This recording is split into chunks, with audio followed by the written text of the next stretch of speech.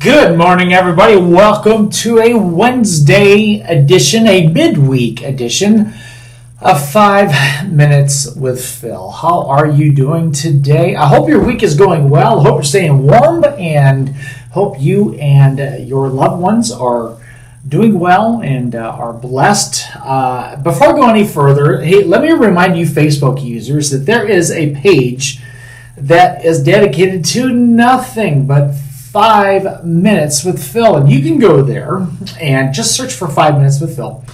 You can follow that page. You can share any of the videos that we post on there. Everything on there and is nothing but 5 Minutes with Phil. So if we could bless you even further or help you bless somebody that you care about, then that is a major win for all of us here at Bethel. Now, let's jump into our scripture today. We are in the book of Romans chapter 12. Romans chapter 12, verse 2.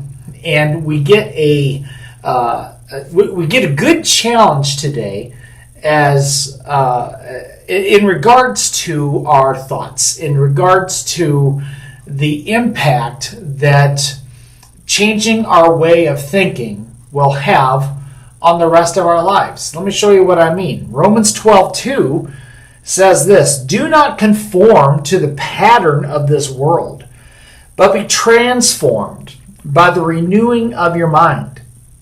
Then you'll be able to test and approve what God's will is, His good, pleasing, and perfect will." Now, this is it's a good reminder of the powerful impact of a changed life.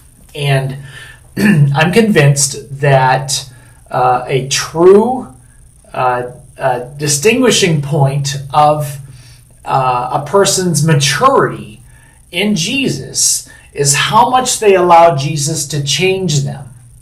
I tell the church all the time that what separates us from God, I think the most, is the fact that God is the unchanging one. He is the same yesterday, today, and forever.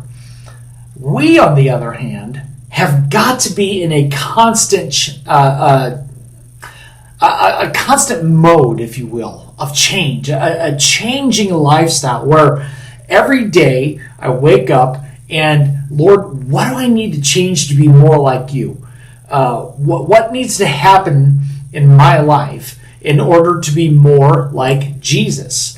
And when I say things like that, immediately I think there are people that believe that that only means doing different things and starting to do different stuff.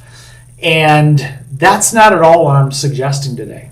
I think where we get frustrated and where we get things wrong is that we try to have God change our habits without changing our hearts, without changing our minds.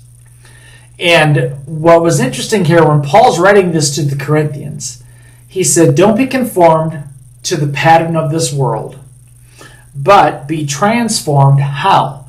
By changing your conduct. That's not what he said. He said, "Be transformed by the renewing of your mind." So in other words, if I want changes to take place on the outside, they have to begin on the inside. It's got to be a change of heart. It's got to be a change of my mind. Something needs to happen internally before it takes place externally for other people to see. And this is why we get a lot of people frustrated with where they are spiritually, because all they want to do is change what goes on the outside, but they have no inside change whatsoever. And when we allow God to change our mind and change our hearts, then we are then able to test and approve what God's will truly is. And His will is good and is pleasing and is perfect. All of that starts by allowing God to change our minds. And so I'm going to ask you today, is there an inward change that you need to take place in your life in order to bring some outward results? What might that be? And my prayer is that today you would grasp that and you would say, Lord, that's precisely what I need from you. And lead me, help me to change my mind so that I could change everything else.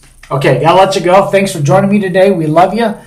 Really thankful for you. And Lord willing, we'll see you next time, okay? You take care. Bye-bye.